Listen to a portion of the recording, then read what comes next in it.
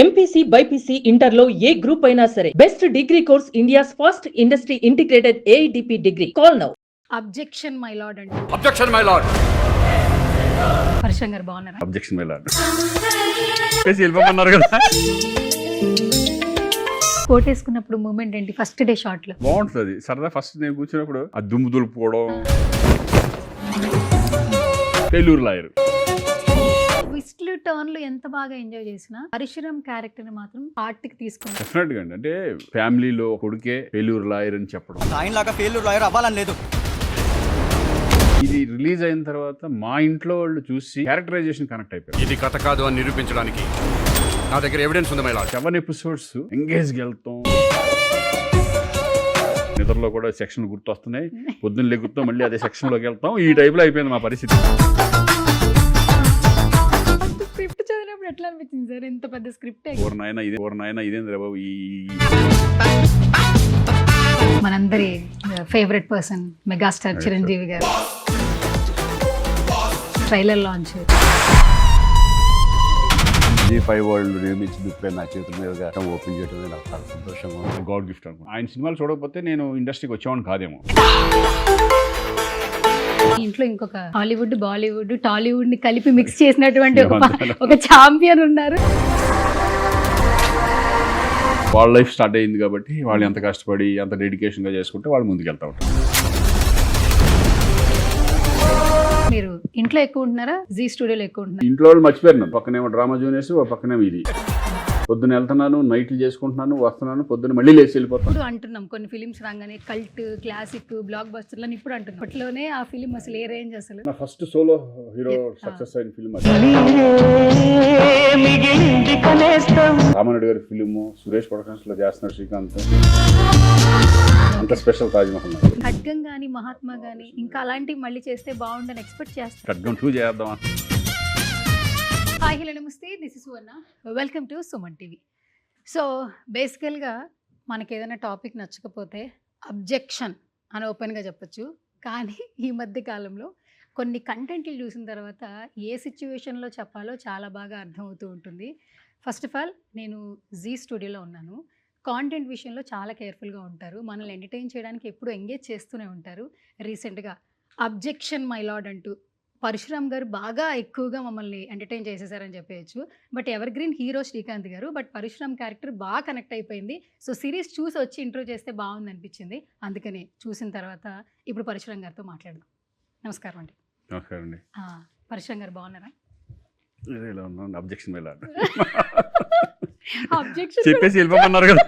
Objection వెళ్ళాలని చెప్పేసి వెళ్ళిపోమన్నారు. అవును, కానీ నాకు అనిపించింది ఆ చెట్టు కింద ఆ కొంచెం అదే ఒక చిన్న టైపిస్ట్ పెట్టుకుని మళ్ళీ మీరు ఆ కోట్ వేసుకుని అట్లా ఉంటే ఇంకొంచెం బాగుండి అనిపించింది. కానీ కొన్ని కొంచెం బాగా బాగుంటుంది సరదా. ఫస్ట్ నేను కూర్చున్నప్పుడు ఆ దుమ్ము దులుపుకోవడం, ఇది చేయడం, నోటరీ పరశురామ్గా అంటే అంతే కదా. ఇప్పుడు కోర్టులో మనం బయట టైప్ చేసి ఇవన్నీ ఫిల్ చేస్తూ ఉంటారు కదా. ఆ టైప్ ఆఫ్ క్యారెక్టరేషన్. ఫస్ట్ లాయరే, బట్ ఫెయిల్యూర్ లాయర్ అయిన తర్వాత ఏంటి, దాని మీద ఇంట్రెస్టే ఉంటుంది కానీ బట్ నోటరీగా తయారయ్యారు. నోటరీ పరశురామ్ ఆ క్యారెక్టర్ అది.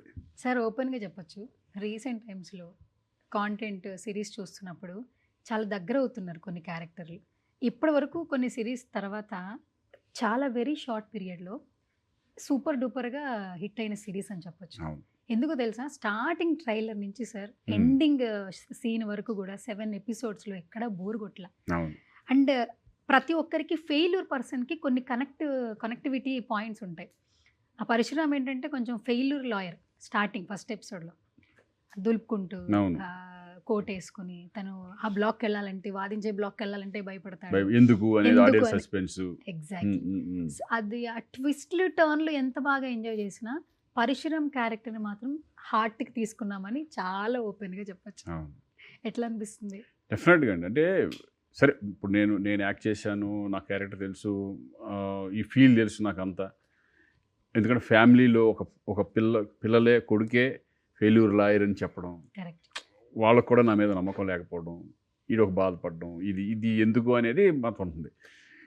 కానీ ఇది రిలీజ్ అయిన తర్వాత మా ఇంట్లో వాళ్ళు చూసి దీనికి ఎంత కనెక్ట్ అయ్యారంటే క్యారెక్టరైజేషన్ కనెక్ట్ అయిపోయారు బాగా. క్యారెక్టరైజేషన్ ఇంకోటి ఫస్ట్ 7 ఎపిసోడ్స్ ఎంగేజ్కి వెళ్తాం, టెన్షన్గా సెకండ్ తర్వాత ఏం జరుగుతుంది, అసలు ఇది ఎట్లా ఏంటి అనేది చాలా బ్యూటిఫుల్గా తీసుకెళ్ళారు సిరీస్ని. నేను చేసేటప్పుడు చేసుకుంటూ వెళ్ళిపోయాం. అంటే ఫాస్ట్గా చాలా తక్కువ రోజుల్లో కూడా క్వాలిటీతో చేయడం అనేది ఈ మధ్యకాలంలో వెబ్ సిరీస్ ఇంతవరకు నేను ఏ సినిమా కూడా చేయలే ఇంత 19 రోజుల్లో షూట్ ఏంటి సార్? అదే నేను తెలుసుకుని 22 డేస్ పట్టింది. 22 డేస్ 22 డేస్ కానీ ఇక్కడ క్వాలిటీ తగ్గలేదు సార్. క్వాలిటీ ఏంటి సార్ తగ్గల. రిచ్ లుక్ ఎందుకంటే వచ్చింది? క్వాలిటీ, ఎందుకంటే నేను మెయిన్ సూర్య మన కెమెరామెన్ క్వాలిటీ వైజ్లో ఎక్కడ కాంప్రమైజ్ అవ్వాలో, అలాగే డైరెక్టరు వాళ్ళిద్దరూ మెయిన్ పిల్లర్స్. అంటే అంతే కదా, ఎవరైనా సరే డైరెక్టర్ అండ్ కెమెరామెనే. తర్వాత ఆర్టిస్టులు ఎవరు సెలెక్ట్ చేసుకుంటున్నారో దాని మీద డిపెండ్ అయి ఉంటుంది. అలాగే ప్రొడక్షన్ వాల్యూస్, మన రాజ్ కుమార్ గారు ఆయన పెట్టిన ఎఫర్ట్, వీళ్ళందరూ ఫ్రెండ్స్ అవ్వడం, వీళ్ళందరూ ఒకరికొకరు అవగాహన ఉండటం, డైరెక్టర్కి ఏం కావాలో ప్రొడ్యూసరు చేయడం, అలాగే వీళ్ళిద్దరిని అర్థం చేసుకుని ఎంత ఫాస్ట్గా చేద్దాం అనేది కెమెరామెన్. ఇది ఏమవుతుందంటే ఎక్కడ కూడా ల్యాగ్గా ఉండదు. ఇప్పుడు చాలా ఏమి జరుగుతుందంటే ఒక సీన్ చేసిన తర్వాత, ఒక షాట్ చేసిన తర్వాత చాలా టైం తీసుకోవడం, చాలా ఇది చేయడం ఉంటుంది. బట్ ఇక్కడ ఏంటంటే నో టైం. ఈ షాట్ అయ్యేది ఇమ్మీడియట్గా మళ్ళీ పెట్టతో మళ్ళీ స్టార్ట్ చేయడం. అంటే అప్పుడు ఏమవుతుందంటే ఆర్టిస్టులకు కూడా కంటిన్యూటీ ఉంటుంది. ఎక్కువ ఆ క్యారెక్టర్లోనే ఉంటాం, బయటికి వెళ్ళి రావు మళ్ళీ. అదే కనుక ఒక షాట్ ఇప్పుడు చేసి మధ్యాహ్నం ఒక షాట్ చేసి సాయంకాలం ఒక షాట్ చేసి అలా అనుకోండి, మన క్యారెక్టర్ వేసుకుని దూరిపోయి ఎక్కడెక్కడ మనకున్న బిజీలో ఏదేదో వచ్చి మన మీద పడతా ఉంటుంది. బట్ దీనికి ఏంటంటే ఎక్కడ ఎంగేజ్ అలా వెళ్ళిపోతూ ఆ క్యారెక్టర్ని అలాగే తీసుకెళ్ళిపోతా అదే మైండ్లో 22 రోజులు ఇదే మైండ్లో ఉన్నాం మేము. వేరే ధ్యాసే లేదు మాకు. నైట్లు పడుకుంటే నిద్రలో కూడా సెక్షన్ గుర్తొస్తున్నాయి, పొద్దున్న లెగుతాం మళ్ళీ అదే సెక్షన్లోకి వెళ్తాం. ఈ టైప్లో అయిపోయింది మా పరిస్థితి. సో ఇంత బ్యూటిఫుల్గా ఇంత తక్కువ రోజులు ఇంత క్వాలిటీతో అనేది ఇస్ డెఫినెట్గా great director and cameraman main. ఇప్పుడు ఈరోజు ఇన్ని మాట్లాడుతున్నావా, నాకేమో పరిశ్రమ క్యారెక్టర్ చాలా బాగా నచ్చిందంట. ఎలా నచ్చింది అని అడిగితే, ఒక ఫాదర్గా తను ప్రూవ్ చేసుకున్నాడు, ఒక మంచి లాయర్గా ప్రూవ్ చేసుకున్నారు, అండ్ ఒక సీనియర్ లాయర్గా నెక్స్ట్ వచ్చిన వీపీ వాళ్ళకి కూడా వాళ్ళకి ఎలా ఉండాలో ఒక గైడెన్స్ వచ్చింది. That to main thing sir, sensible point. Narayana ఒక క్యారెక్టరు మీరు అన్నట్టు ల్యాగ్ లేకుండా స్టార్టింగ్ ఫస్ట్ ఎపిసోడ్లోనే తను కిల్ అయిపోయిన తర్వాత స్టోరీని తీసుకెళ్ళి డ్రైవ్ చేసిన విధానం నిజంగా హ్యాట్స్ ఆఫ్ సార్. అవును, అంటే ఇది సినిమాకి వెబ్ సిరీస్కి ఉన్న తేడా అదే. ఫిలిం ఏంటంటే ఇట్లా చేంజ్ చూపించలేరు. ఫిలిం ఎడిటింగ్ వేరేగా ఉంటుంది, బట్ వెబ్ సిరీస్ ఎడిటింగ్ వేరే ఉంటుంది. నువ్వు బిగినింగ్లో నారాయణదంతా ఫస్ట్ బిగినింగ్లోనే ఆయన జర్నీ అంతా అలా వెళ్తూ ఉంటుంది. అది ఆ వెబ్ సిరీస్లో గొప్పదనం అది. అంటే ఆడియన్స్ చాలా క్లారిటీగా దీనికి అలవాటు పడ్డారు. ఈ వెబ్ సిరీస్ బాగా ఎంజాయ్ చేస్తారు. దీన్ని చాలా బాగా ఎడిట్ చేయడం కానీ ఎంగేజ్ తీసుకెళ్ళడం కానీ డైరెక్టర్ గొప్పదనం. అండ్ ఇప్పుడు నిజంగా అందరం శ్రీకాంత్ గారు ఇప్పుడు రీసెంట్ టైమ్స్లో చాలా మంచి అప్లాజ్ వస్తుందని మాట్లాడుతున్నాం. కానీ అడ్వకేట్ క్యారెక్టర్ అంటే ఏదైతే లా మనం చేస్తున్నామో దీనికి సెక్షన్స్ గుర్తుపెట్టుకోవాలి. స్క్రిప్ట్స్ ఉంది కదా, స్క్రిప్ట్ ఏంటంటే ఒకళ్ళని కొట్టడము, నవ్వించడము, ఆ స్టోరీ జరిగిందనో ఒక క్యారెక్టర్ నేరేట్ చేయడం వేరు. బట్ ఇక్కడ లా పట్టుకోవాలి, క్లూస్లో మాట్లాడే డైలాగ్స్ ఖచ్చితంగా గుర్తుపెట్టుకోవాలి. సెక్షన్లో 26/4, 26/7 ఈ టైప్లో ఉంటాయి కదా, అది చాలా కష్టం ఒక రకంగా. ఫస్ట్ స్క్రిప్ట్ చదివినప్పుడు ఎట్లా అనిపించింది సార్? ఎంత పెద్ద స్క్రిప్ట్ యాక్చువల్లీ. అంటే ఒకటండి, అంటే జనరల్గా డైలాగ్స్ ఏది రాస్తే అది చెప్పేసే ఇది ఉంటుంది కాబట్టి అలవాటు కాబట్టి డైలాగ్స్ బాగానే సెక్షన్ గుర్తుపెట్టుకోవడానికి ఓవర్ నాయన ఇదేం బాబు ఇవన్నీ ఏంటి అనుకునేవాళ్ళం. కొన్ని అంటే క్లైమాక్స్లు ఎక్కువ ఉంటాయి, కొన్ని కోర్ట్ సీన్లు ఎక్కువ ఉంటాయి సార్. కోర్ట్ సీన్లోనే కదా ఉండేది. వాద ప్రతివాదనలో వచ్చినప్పుడు కొంచెం ఆ డైలాగ్స్ మధ్యలో ఇంగ్లీష్ మిక్స్ అవ్వటం, ఆ వర్డ్స్ అది మనం కూడా విన్నాం. కొన్ని వర్డ్స్ అవన్నీ వస్తూ ఉంటాయి పోతూ ఉంటాయి. అవన్నీ గుర్తుపెట్టుకొని కొన్ని చేసుకుంటూ ఒరే మరీ మనకు కష్టం అనుకోండి, ఒరే ప్రాంప్టింగ్ ఎవరు చేసిపోతాం. సింపుల్. అవును. ఫస్ట్ కోట్ వేసుకున్నప్పుడు మూమెంట్ ఏంటి? ఫస్ట్ డే షాట్లో అడ్వకేట్ క్యారెక్టర్లో పరశురామ్ క్యారెక్టర్ వచ్చింది, శ్రీకాంత్. ఫస్ట్ అదే కొట్టేసుకుని ఫస్ట్ సీన్ మాకు పోలీస్ స్టేషన్. అదేనా first police station first starting. Okay. అంటే ఫస్ట్ బిగినింగ్లో క్యారెక్టర్ అర్థం చేసుకోవడానికి కొంచెం టైం పడుతుంది. ఎప్పుడు కూడా ఫస్ట్ రోజు మనకి లైటర్ బేస్లో పెడతారు జనరల్గా, హెవీ సీన్స్ ఎప్పుడు జనరల్ పెట్టరు. ఎందుకంటే ఆ క్యారెక్టర్లోకి వెళ్ళాలి, కొంచెం అలవాటు అవ్వాలి, మన చుట్టుపక్కల వీళ్ళందరూ మన ఫ్రెండ్స్ అనేది అలవాటు అవ్వాలి ఫస్ట్. ఎందుకంటే కొత్తగా ఉన్నప్పుడు ఏముంటుందని అందరూ కొత్తలో ఉంటారు, అది టైం పడుతుంది. వన్ డే అయిపోయింది, 2 days అంటే మెల్లగా అందరూ కమాన్ సూర్య ఇట్లా ఈ ఫ్రీనెస్ వచ్చేసింది అనుకోండి, ఈజీగా అయిపోతుంది. ఫస్ట్ డే అనుకున్నప్పుడు కామన్, అంటే వచ్చాము క్యారెక్టర్ డైరెక్టర్ వివరించాడు, మనం చేసుకుంటా వెళ్ళిపోతూ ఉంటాం. ఓకే. ఫస్ట్ మాకు objection my lord trailer launch, మనందరి ఫేవరెట్ పర్సన్ మెగాస్టార్ చిరంజీవి గారు ఆయన చేయడం చాలా ఒక boom వచ్చింది సార్. Add on అయింది. తప్పని ఒక్కసారి Yes. తెలిసింది web series objection my lord అనేది ఒకటి జీలో వస్తుంది అది ఇది అనేది. ఎందుకంటే ఇప్పుడు జీ వాళ్ళు కూడా జీలో కూడా పబ్లిసిటీ సినిమా కంటే మించి పబ్లిసిటీ చేస్తారు, అంటే బయట రీచ్ ఎక్కువ ఉంది ఈ మధ్య. అంటే ఫిఫా వరల్డ్ కప్, అదే మన వరల్డ్ కప్ జరిగిన దగ్గర నుంచి జీలు అందరూ ఆల్మోస్ట్ జీ5ని బాగా ఓన్ చేసేసుకున్నారు. అలాగే దీంట్లో వస్తుంది అనేప్పటికీ ఇట్లా రాజ్ కుమార్ గారు వెళ్ళి మన ప్రొడ్యూసర్ గారు వెళ్ళి అన్నయ్యని అడగడం, ఆయన మందే మనం చేద్దాం అని చెప్పేసి ఆయన రిలీజ్ చేయడం, రీచ్ ఎక్కువ వెళ్ళడం, ఆయన కూడా చూసి అప్రిషియేట్ చేయడం. వకీల్ సాబ్ గుర్తొస్తుంది నాకు ఇది చూస్తుంటే ఇవన్నీ కూడా. ఎందుకంటే కంటెంట్ అదైనా బట్ డిఫరెంట్ ఉండొచ్చు, బట్ కో డ్రామా కాబట్టి బట్ లేడీస్ సంబంధించింది కాబట్టి అట్లా ఆ ఫీల్డ్లో ఉంది అది అని చెప్పడం, అప్రిషియేట్ చేయడం. నన్ను కూడా మంచి పని చేసావు, ఎందుకంటే అప్గ్రేడ్ అవ్వకుంటూ వెళ్తున్నావు నువ్వు, మా తమ్ముడు ఎప్పుడు అప్గ్రేడ్ అవుతూ ఉంటాడు వెబ్ సిరీస్ అంటే వెబ్ సిరీస్ని నేను సినిమాని వేరేగా చూడను అనే పద్ధతిలో అని చెప్పడం జరిగింది. అంతే.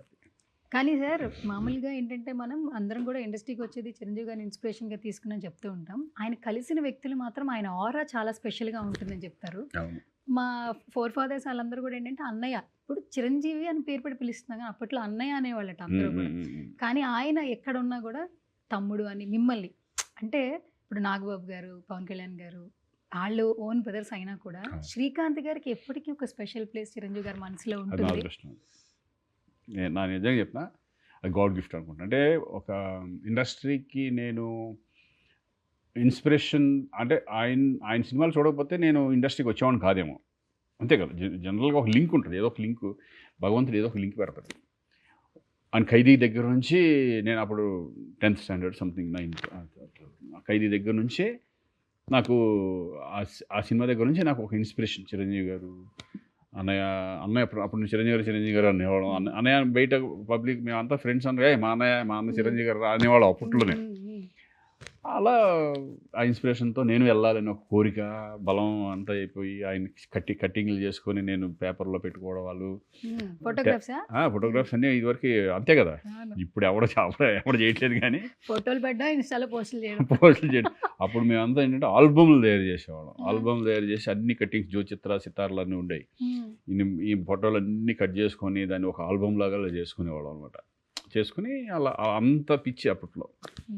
ఆ ఇన్స్పిరేషన్తో ఆయన ఫిల్మ్ ఇన్స్టిట్యూట్ చేశాడంట, ఆయన ఇదంట, అట్లా మేము కూడా ఫిల్మ్ ఇన్స్టిట్యూట్కి వెళ్ళాలి. నేను ఓన్లీ ఫిల్మ్ ఇన్స్టిట్యూట్కి వెళ్ళింది రీజన్ అది. నేను చిరంజీవి గారు ఫిల్మ్ ఇన్స్టిట్యూట్ చేశారు, రజనీకాంత్ గారు ఫిల్మ్ ఇన్స్టిట్యూట్ చేశారు, మనం కూడా ఫిల్మ్ ఇన్స్టిట్యూట్ చేద్దామని ఫిల్మ్ ఇన్స్టిట్యూట్లో జాయిన్ అయ్యాం. అలా ఇండస్ట్రీకి వచ్చాం. అందుకనే ఆయన అంటే నాకు ఒక స్పెషల్. అది ఎంత అయినా సరే ఆయన ఆరా వేరు. ఆయన దగ్గరికి వెళ్ళి మాట్లాడిన తర్వాత నేననే కాదు, ఇప్పుడు చాలామంది కొత్త వాళ్ళు ఎంతోమంది ఆయన ఒక్కసారి కలిస్తే కనుక అది ఒక డిఫరెంట్గా ఉంటుంది. ఆయన రిసీవ్ చేసుకునే విధానం కానీ, ఎంత పెద్ద స్టార్ అనేది అందరికీ తెలుసు, కానీ ఆయన ఇంకా అందరిలో ఇంకా మొహమాటంగా అందరితో మాట్లాడడం, చక్కగా అందరు రిసీవ్ చేసుకోవడం, ఎక్కువసేపు స్పెండ్ చేయడం వాళ్ళతో, అవన్నీ చాలా బాగుంటుంది. కానీ సార్ మనం లవ్ ఇస్తాం కానీ ఎక్స్పెక్ట్ చెయ్యం గివింగ్ రావాలని కదా. సో మీ జర్నీ చూస్తే మీ ఇద్దరిది ఒక చిన్న ఎగ్జాంపుల్ చెప్పొచ్చు. పెళ్లి సందడి టైంలో ప్రీ రిలీజ్ ఈవెంట్లో రోషన్ గారు చిరంజీవి గారు అంటే పెదనాన్న అని పిలువ అని చెప్పడం అంత స్టేజ్లో, అంటే అది అంత ఎఫెక్షన్ అనేది ఆడియన్స్ కూడా. చిన్నప్పటి నుంచి రోషన్ ఫస్ట్ ఎత్తుకున్న దగ్గర నుంచి తెలుసు కదా. అప్పుడు పెదనాన్న చిన్నప్పుడు అనేవారు. బట్ ఇది కొంచెం హీరో అయిపోయిన తర్వాత బాగుంటుందా, నేనే మరీ పెదనాన్న అనేది వెళ్తే పంపు కొట్టినట్టు ఉంటుందా అనే ఫీలింగ్ ఉంటుంది కదా వాళ్ళకి, ఏజ్ గ్రూప్ వాళ్ళకి. అది ఫీల్ అనమాట. కానీ మెచ్యూర్డ్గా ఆలోచించాడు సార్ ఆ టైంలో, ఆయన చాలా మెచ్యూర్డ్గా ఆలోచించాడు. అదే అది అంటాం రే ఇప్పుడు అది నువ్వు నాకు, నేను నీకు పెదనాన్నే, మీ నాన్న నాకు ఇప్పుడు తమ్ముడే. ఆ మాట అంత వైరల్ అయిపోయింది బాగా. ఓకే సార్, ఇప్పుడు అబ్జెక్షన్ మైలాడ్లో చూస్తే సార్ సెన్సిబుల్ పాయింట్స్ చాలా ఉన్నాయి. నవడేస్ మనం మార్నింగ్ టీవీ పెడుతుంటే రోజుకు ఒక న్యూస్ ఏదో ఒకటి చూస్తున్నాం. ఇప్పుడు ఈ ఫీమేల్స్ విషయంలో ఎవరైనా సరదాగా ఎరా పెళ్ళి ఎప్పుడు చేసుకుంటావంటే కుక్కర్లు ఫ్రిడ్జ్లో పెడుతున్నారు ఎందుకని సరదాగా అంటున్నారు ఫీమేల్స్ విషయానికి వస్తే. కానీ కొన్ని ఇన్సిడెంట్ మన రాజస్థాన్లో ఒక 13 మంది 14 మంది ఒక అమ్మాయి మీద అఘాయిత్యం చేయడం కానీ, స్కూల్కి వెళ్ళే పిల్లల్ని కిడ్నాప్ చేయడం కానీ, ఇలాంటి ఇన్సిడెంట్స్ వస్తున్నాయని వింటున్నాం. కానీ ఇలాంటి సిరీస్ వస్తే సార్ పిల్లల్ని పెంచే క్రమంలో పెద్దవాళ్ళ మీద పిల్లలకి ఎంత జాగ్రత్తగా ఉండాలి, ఎంత సోషల్ affection- మెసేజ్ అండి. ఏంటంటే Yes. ఇటువంటి ఏంటంటే ఒక అవేర్నెస్ క్రియేట్ చేస్తాయి. అబ్జెక్షన్ లాంటివి ఒకవేళ వస్తే ఇంకోటి లా గురించి తెలుసుకోవాలి అనేది కూడా వాళ్ళకి అందరికి అవగాహన ఉంటే కనుక బెటర్గా ఉంటుంది. ఓకే, ఈ తప్పు చేస్తే ఈ ప్రాబ్లం అవుతుంది అనేది ప్రతి వాడికి తెలిస్తే ఎవరన్నా ఆడు తొందరపడి చేయలేడు. ఇవన్నీ తెలిసా ఎలాగో తప్పించుకోవచ్చులేరా, ఏదో ఒక రకంగా చేసి తప్పించుకోవచ్చులేరా. ఇప్పుడు కొన్ని ఉంటాయి డబ్బుతో. ఇప్పుడు మన దాంట్లో అబ్జెక్షన్ మైలాడ్లోనే నా ఫ్లాష్ బ్యాక్ ఏంటి, Hmm. ఒక అమ్మాయిని కాపాడతాకి వెళ్ళి లాయరు ఆ అమ్మాయికి ఒక డబ్బు కొనేసింది. వాడికి ఎవరైతే విక్టిమ్స్ ఉన్నారో వాడికి ఇది శిక్ష పడకుండా డబ్బు డామినేట్ చేసింది, పొలిటీషియన్స్ డామినేట్ చేసేసి దాన్ని కప్పేశారు. Correct. అక్కడే కదా వీడి మారేది. అవును. అమ్మ సూసైడ్ చేసి చనిపోయిన తర్వాతే వీడికి కోర్టుకి ఇంకా లాయర్గా నేను వేస్ట్, నేను ఓడిపోయాను ఇది అని బయట కూర్చుని ఇంకా ఇట్లా అదే కదా. అట్లా ఈరోజు ఎంతమంది లేడీస్ కొంతమంది మనం చూస్తున్నాం రేపు అవన్నీ జరుగుతూ ఉంటాయి. ఆయన ఏంటంటే భయం లేక అవగాహన లేక ఈ కొంతమంది అలా అంటే రకరకాల మెంటాలిటీస్ ఉంటారు. మనం కానీ సిస్టమ్ అనేది కొంచెం స్ట్రాంగ్గా ఉంటే కొన్ని మనం కంట్రోల్ చేసుకోవచ్చు. ఇంకోటి పబ్లిక్లో మెయిన్ అవేర్నెస్ రావాలి. కొంచెం నేను అనుకోవడానికి పబ్లిక్లో కూడా ప్రతి వాడు కూడా రెస్పాన్సిబిలిటీ ఫీల్ అయితే కనుక కొన్ని మనకి జరగవు. ఇప్పుడు మనం సిగ్నల్స్ ఉంటాయి, సిగ్నల్స్ దగ్గర చుట్టూ చూస్తాడు, ఎవడో పోలీస్ లేడు కదా వెళ్ళిపోతున్నారు. కానీ ఒక రెస్పాన్సిబిలిటీ తీసుకుని అక్కడ పోలీస్ ఉన్నాడా లేదా అనవసరం, నీకు రెడ్ సిగ్నల్ పడిందంటే యూ హ్యావ్ టు స్టాప్. అది మన పబ్లిక్లో అవేర్నెస్ రావాలి. అప్పుడు నీకేమవుతుందంటే మన సిస్టమ్ మొత్తం టోటల్గా పబ్లిక్ ఒక రెస్పాన్సిబిలిటీగా ఫీల్ అయితే, ఇప్పుడు నీకు అదే స్విట్జర్లాండ్లో కానీ ఎక్కడికన్నా ఎవ్వరు పోలీసులు ఉంటారు, ఎవడు కాడు. అక్కడ క్లీన్నెస్ కానీ చాలా నీట్గా ఉంటాయి. కొన్ని అన్ని నీట్నెస్ ఏంటంటే ఆ పబ్లిక్లో అవేర్నెస్ ఉంటుంది. అది సిస్టమ్ ఏమి అది రోజు వచ్చి నేర్పదు. అది మళ్ళీ మనకు రావాలి. బట్ ఇంత పాపులేషన్లో మనకున్న భారతదేశం, ఇంత పాపులేషన్లో అది జరగాలంటే చాలా కష్టం కూడా ఒక రకంగా. అది గోయిన్ ద ఫ్లో ఆ సిస్టమ్ అంటే దాన్ని ఇలాగ ఉండాలి డిఫైన్ ఎవరూ చేయలేము మనం కొన్ని. కానీ ఆడవాళ్ళకి అన్నీ అటువంటి మాత్రం అసలు క్షమించరని రేపులు కానీ జరుగుతుంది అనేది మాత్రం అది బాగా స్ట్రాంగ్గా ఉండాలి. సిస్టమ్ స్ట్రాంగ్గా ఉంటే కనుక చట్టం స్ట్రాంగ్ చేయాలి బాగా. అది సార్ ఇప్పుడు మనం ఇది సిరీస్ చూస్తే సార్ కాంటెంట్, క్యూరియస్, టర్న్లు, ట్విస్ట్లు పక్కన పెడితే ఎమోషన్ చాలా బాగా పండింది సార్. నారాయణ అనే క్యారెక్టర్లో అతను చేసిన యాక్టింగ్ సార్ ప్రతి ఒక్క ఫాదర్, ప్రతి ఒక్క డాటర్కి కనెక్ట్ అవుతుంది. ఎస్పెషల్లీ ఒక చిన్న సీన్ సార్, చనిపోయే 1 day ముందు సమీర తన కూతురు తనని తెలుసుకుంటాడు.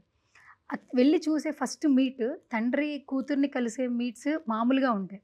ఒక అన్ఎక్స్పెక్టెడ్ సిచ్యువేషన్లో, చూడలేని ప్లేస్లో, ఒక కూతుర్ని ఊహించుకోలేని సిచ్యువేషన్లో తండ్రి అక్కడ చూస్తాడు. కానీ పెద్దయిన పాప కనిపించదు, చిన్న పాప. ఎంత కళ్ళం నీళ్ళు ఎంత పెద్దదైనా తండ్రికి పాప చిన్నదేగా, కానీ అది ఆ ఫీల్ చూపించాడు రైటర్. అంత చిన్న పాప అని అనేవాడికి ఏమవుతుంది, ఆడియన్స్ కూడా తను కిడ్నాప్ అయినప్పుడు ఆ ఫీల్ అనేది 100% వచ్చేస్తుంది. అది ఆ నారాయణ క్యారెక్టర్ అట్లా సబ్జెక్టే అబ్జెక్షన్ మైలాడ్ సబ్జెక్ట్ స్టార్ట్ అయ్యేదే అక్కడ. నారాయణ క్యారెక్టర్ సమీర అమ్మాయిని ఆ పాయింట్ నాకు బాగా నచ్చింది. ఎందుకంటే సమీరా అనే అమ్మాయి ఓకే, తను తప్పు జరిగింది, అన్ని ఒకరిని ప్రేమించింది, ఆ ప్రేమించినోడు మోసం చేసి వేరే సైడ్ అమ్మేశాడు. ఆ అమ్మాయి దాంట్లో చిక్కుపోయి అదే వృత్తిలో కంటిన్యూ అయిపోతుంది. కానీ రేప్ కిడ్నాప్ చేసి ఇవన్నీ చేస్తున్నారు అనే పాయింట్లో మనం రివర్స్ వెళ్ళి వాళ్ళ కూతుర్ని ఇలా కిడ్నాప్ చేసిన ఎవరు సిస్టమ్ తీసుకోలేకపోతే పోలీస్ డిపార్ట్మెంట్ వాళ్ళు తీసుకోవాలా, ప్లస్ లాయర్లు ఏమో వాళ్ళకి పొలిటీషియన్స్ సపోర్ట్ చేస్తున్నారు. దాని మీద రివర్స్ వెళ్ళిన క్యారెక్టర్ పరశురామ్ క్యారెక్టర్. యాక్చువల్ మొత్తం పాయింట్ తీసుకుంటే దాని మీద వెళ్ళి దాంట్లో లాస్ట్లో బ్యూటిఫుల్ డైలాగ్ ఉంటుంది. అదే డైలాగ్ అంటే ఒక భార్య అయినా సరే, అది వినుంటారు కదా, ఒక భార్య అయినా ఒక వేస అయినా సరే అనుమతి లేకుండా ముట్టుకుంటే సిస్టమ్ ఎవరికన్నా ఇదే ఎవరు అది లాఫుల్ కాదు. అది అట్లాగే నారాయణ అనే క్యారెక్టర్ ఒక ప్రపంచానికి తెలియడానికి తను ఆత్మాహుతి చేసుకున్నాడు. అది ఎట్లా చేసుకున్నాడు, దాన్ని భలే డైలాగ్స్ రాశాడు. సీతాదేవిని రావణాసురుడు ఎత్తుకెళ్ళిపోయినప్పుడు ఉంటుంది చూడండి, ఎత్తుకెళ్ళిపోయినప్పుడు జటాయు చూస్తాడు. జటాయు రావణాసురుడితో పోరాడటానికి తను సూసైడ్ అని కాదు, తను చనిపోయి చనిపోయే ముందు రాముడికి మొత్తం విషయం చెప్పి చనిపోయింది. సీతాదేవిని ఎవరు ఎత్తుకెళ్ళారని చెప్పింది రాముడికి, జటాయువు కదా. ఆ పాయింట్ని చెప్పి నారాయణ అనే అతను వాళ్ళ కూతుర్ని అట్లీస్ట్ ఇది బయటకు పడాలని ఆత్మాహుతి చేసుకోవడం అనేది సెంట్రల్ పాయింట్ అనమాట. ఇది సూపర్ డైలాగ్స్ అన్నీ మన డైరెక్టర్ గొప్పతనం. ఎన్ని మెసేజ్లు వస్తున్నాయా కంటిన్యూగా? మామూలుగా కాదు. మేమే వచ్చి మాకు మరి సినిమాల్లో కూడా Series హీరోగా చేసినప్పుడు ఇన్ని రాలేదు. వెబ్ సిరీస్ నేను జనరల్గా వెబ్ సిరీస్ ఏమో అనుకోవట్లేదు నేను. మరి నిన్న నాకు చాలామంది చూసి ఇది అసలు ఫిల్మ్గా చేస్తుంటే భలే ఉండేది అని కూడా చాలామంది చెప్పారు. ఎందుకంటే సాంగ్లు లాగ్ లేదు సార్, అవును, మొత్తం కథ డ్రైవ్ దీన్ని ఫిల్మ్గా చక్కగా ఇంకొంచెం ఇచ్చేసేసి చిన్న ఇది చేసుకొని మంచి స్ట్రాంగ్ విలన్ పెంచి పెట్టి ఈ టైప్లో చేస్తే ఒక సినిమా అయిపోద్ది, మంచి సినిమా అవుద్ది. కరెక్ట్. అన్నారు చాలా ఓకే, హ్యాపీ. మంచి వెబ్ సిరీస్ చేయడం, సక్సెస్ అవ్వడం జీ5లో హ్యాపీ మాకు అందరు.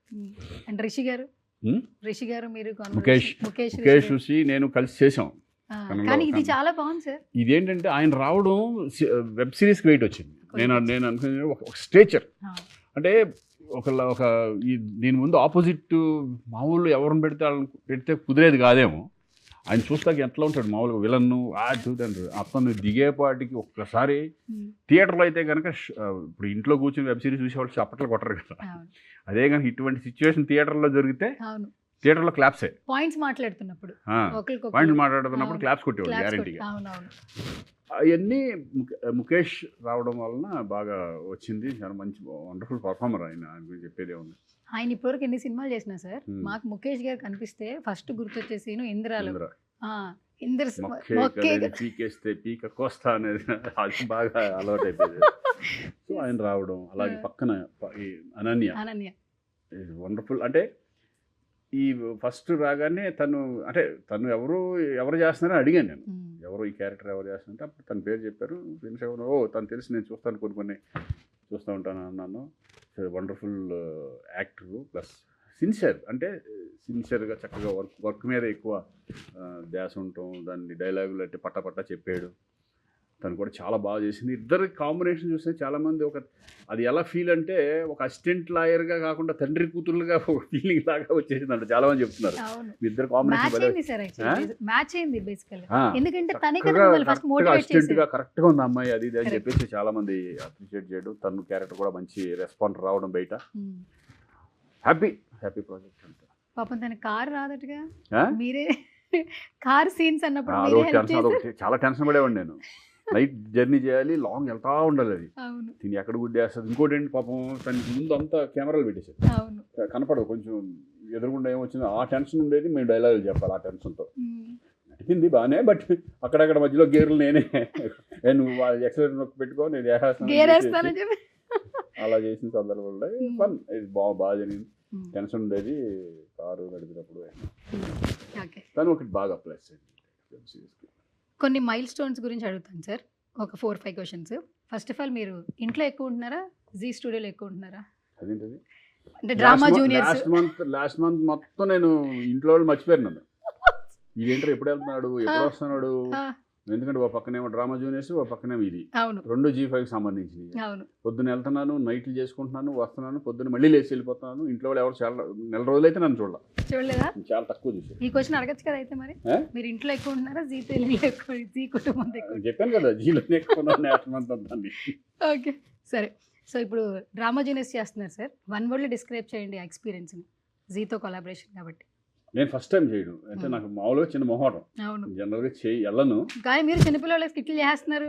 అది ఏంటంటే నాకు ఎందుకు బాగా ఇంట్రెస్ట్ అయిందంటే చిన్నపిల్లలు, ఆ చిన్నపిల్లలు యాక్టింగ్ చేస్తూ చూసిన తర్వాత ఆ టైం తెలియట్లా. పొద్దు నుంచి ఓహో వీళ్ళు భలే చేస్తున్నారు, అది ఎంజాయ్ చేస్తాను నేను బాగా. ఎంజాయ్ చేసి నేను ఒక చిన్నపిల్లలాగా ఫీలింగ్ వస్తుంది పొద్దున్న బాగా. అని డ్యాన్స్ అనేది నేను చేయను ఎక్కడ స్టేజ్ మీద. అటువంటిది రాగానే చక్కగా డ్యాన్సులు చేసుకోవడం అంటే నన్ను నేను ఎంజాయ్ చేస్తాను. ఫస్ట్ ఏంటంటే నేను హుషారుగా ఉంది, నాకు సరదాగా ఉంది. అది బయట ఎలా అనుకుంటారు, ఈడెందుకు డ్యాన్స్ చేస్తాను, ఈడేంటారు, అది ఏమనుకున్నా వాళ్ళ నన్ను నేను హ్యాపీగా ఉంటున్నాను కదా, అది బాగుంది. అనిల్ అదే అనుకున్నాను, మన అనిల్ రావుపూడి నేను ఇద్దరు అదే అనుకున్నాం. స్ట్రెస్ బస్టర్ లాగా ఫీలింగ్ వస్తుంది. అంటే వెళ్ళి ఆ పిల్లలు చేసేది, మేము కూడా ఎంజాయ్ చేసేది, మేము కూడా డ్యాన్స్ చేసేది, అది ఒక స్ట్రెస్ బస్టర్ లాగా అయిపోయింది నాకు. అందుకని బాగా ఎంజాయ్ చేస్తున్నాను. సో మీకు కొన్ని ఫిలిమ్స్ సార్ కొన్ని మైల్ స్టోన్ వచ్చినవి చెప్తాను, ఒక మెమరీ చెప్పండి. 25th ఫిలిం తాజ్ మహల్ 1995లో వచ్చింది. అవును. సో ఇప్పుడు అంటున్నాం కొన్ని ఫిలిమ్స్ రాగానే కల్ట్, క్లాసిక్, బ్లాక్ బస్టర్లని ఇప్పుడు అంటున్నాం. అప్పట్లోనే ఆ ఫిలిం అసలు ఏ రేంజ్ అసలు. సో తాజ్ మహల్ గురించి ఏం చెప్తారు, ఏదైనా ఒక మెమరీ? నా first solo hero Yeah. Success అయిన ఫిల్మ్ అదండి. ఫస్ట్ సోలో ఫిల్మ్ రామానాయుడు గారు. దీంట్లో రామానాయుడు గారు ఫిల్మ్ అంటే ఇక మనకు అంతకంటే ఉంది. ఆ బ్యానర్లో చేయడమే గొప్ప. ఆ బ్యానర్లో అవకాశం రావడం పెద్ద గొప్ప. అప్పట్లో రామానాయుడు గారు సురేష్ ప్రొడక్షన్స్లో అవకాశం రావడం అనేది చాలా కష్టం. అటువంటిది ఆమె తర్వాత ఇమ్మీడియట్ నాకు తాజ్మహల్ రావడం, ఆ తాజ్మహల్ వల్లే నాకు పెళ్లి సందడి వచ్చింది. ఓహో, ఇంకా పెళ్లి సందడి పెళ్లి అనుకుంటున్నా. సందడి రావడానికి రీజన్ తాజ్మహల్. ఓకే. ఎందుకంటే ఎవరో చేస్తున్నట్ట శ్రీకాంత్ కుర్రాడు అని తెలుసు, శ్రీకాంత్ అని తెలుసు అందరికీ. బట్ తాజ్మహల్ చేస్తున్నాడు అనేప్పటికీ ఒక స్ట్రేచరు. రామానాయుడు గారి ఫిలిము సురేష్ ప్రొడక్షన్స్లో చేస్తున్నాడు శ్రీకాంత్, నెక్స్ట్ మనం చేస్తే బాగుంటుంది అనేది ఆలోచన రావడం రాఘవేంద్రరావు గారి వాళ్ళకి తాజ్మహల్ అంత స్పెషల్. తాజ్మహల్ నాకు super. And next 50th film Manikyam 1999లో వచ్చింది. సో ఏదైనా మెమరీ షేర్ చేస్తారా మాణిక్యానికి సంబంధించి? అంటే చాలా గొప్ప సబ్జెక్ట్, అది చాలా మంచి సబ్జెక్టు. ముత్యాల సుబ్బయ్య గారు డైరెక్షన్లో. బట్ అనుకున్నంత సక్సెస్ అవ్వలేదు. ఎందుకంటే మనకి తెలుగుకినో తమిళ్ రీమేక్ అది. తమిళ్ నేటివిటీ లాగా ఉంది అనే ఇది వచ్చింది ఓకే. తమిళ్. ఎందుకంటే మన కొన్ని మన తెలుగు ఆడియన్స్కి వేరే రకంగా ఉంటాయి.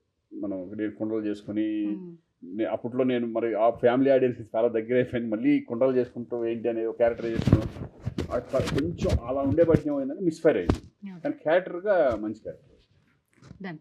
అండ్ నెక్స్ట్ వచ్చి 75th film Dongaramudu and party 2003లో రిలీజ్ అయింది. దాని స్పెషల్ అది కూడా. ఎందుకంటే వంశీ గారు బ్లాక్ బస్టర్లు ఎన్నో ఇచ్చారు. దాని తర్వాత నాకు దొంగరాముడు పార్టీ రావడం కొంత గమ్మత్తుగా ఉంటుంది. ఆయన స్టైల్ ఆఫ్ డైరెక్షన్ వేరేగా ఉంటుంది. మా పర్ఫార్మెన్స్ లెవెల్స్ కూడా వేరేగా ఉంటుంది చూడండి. అంటే కొంచెం కామెడీ ఉంటాయి. ఆ చెట్లు ఎక్కేయడం, అక్కడి నుంచి పరిగెట్టి వచ్చేయడం, ఈ టైప్ ఆఫ్ కొత్తగా ఉంటుంది. కొత్తగా ఎంజాయ్ చేసాను దాన్ని. అది కాక లెన్స్ పెట్టాను నేను దాంట్లో. ఆ లెన్స్తో ప్లస్ ఇంకోటి ఏంటంటే ఆ టైము ఎట్లా అంటే కరెక్ట్గా రాజమండ్రి ఏరియాలో ఎండలు అసలు ఎట్లా అంటే నరకం అంటే అది గుర్తుపట్టంగానే ఆ ఎండాకాలం వచ్చిందంటే నాకు దొంగరాని పార్టీ గుర్తొస్తుంది. అంత ఇదిగా కష్టపడ్డాం దాంట్లో. ఓకే.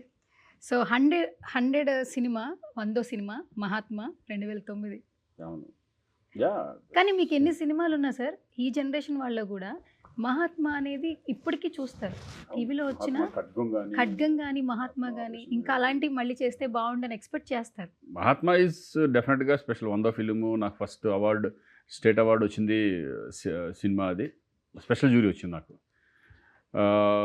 కృష్ణవంశీతో నేనే, ఎందుకంటే 100 మూవీ ఎవరు చేయాలి, ఎలా ఏం చేద్దాం అనుకున్నప్పుడు ప్రొడ్యూసర్ నా ఫ్రెండ్ అవ్వడం సిఆర్ మనోహర్ గారు.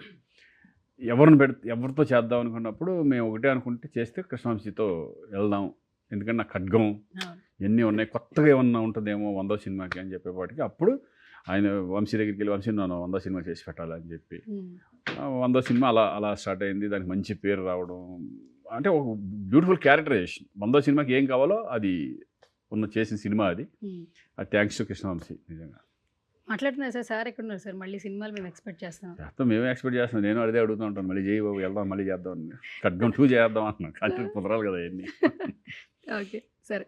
సో నటుడిగా కాదు సార్, ఒక అభిమానిగా, ఒక ఫ్యాన్గా చిరంజీవి గారి గురించి శ్రీకాంత్ అసలు ఏం చెప్తారు?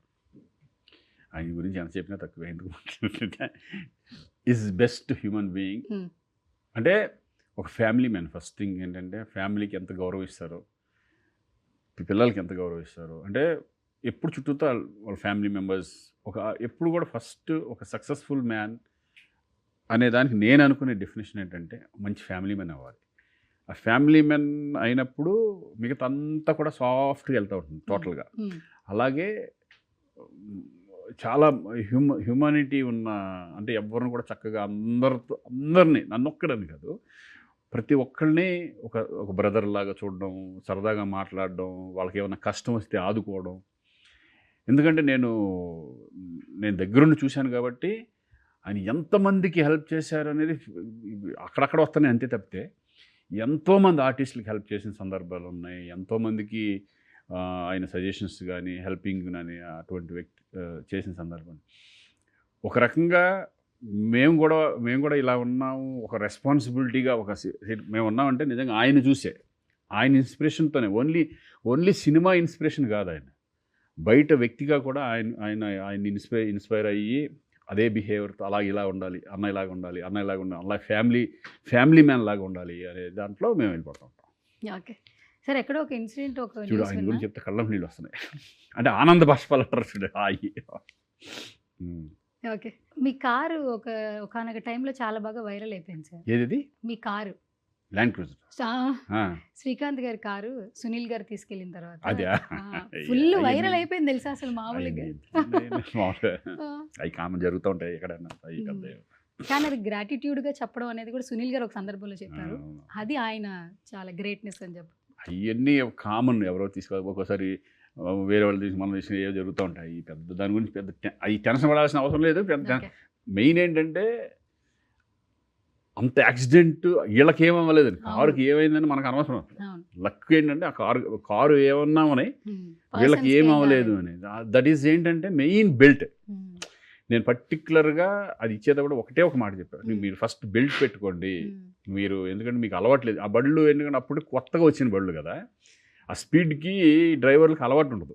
ఇంకోటి అంటే వీళ్ళందరికీ గేర్లతో నడిపిన దీంతో అలవాటు ఉండదు వీళ్ళకి.